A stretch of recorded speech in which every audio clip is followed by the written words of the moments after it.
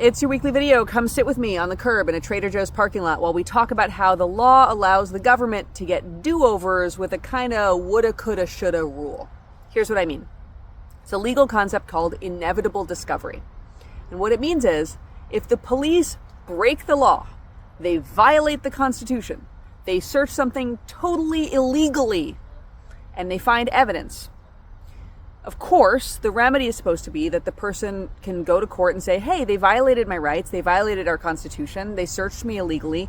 You can't use that evidence in court. It's the fruit of the poisonous tree. Got to throw it out, right?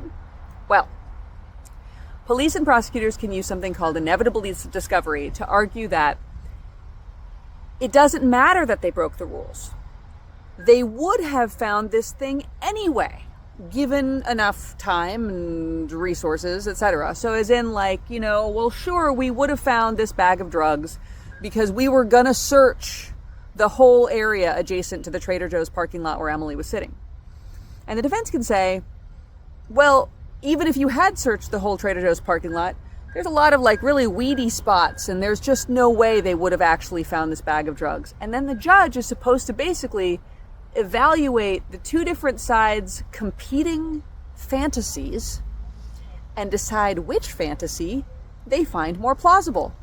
And if they find the prosecution's fantasy plausible, that they would have found this stuff had they done things the right way, guess what?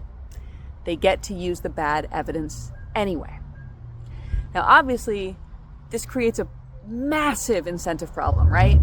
Because we can't sue police personally when they violate our rights. One of the big remedies we're supposed to have is that any evidence they find when they violate somebody's rights can't be used in court.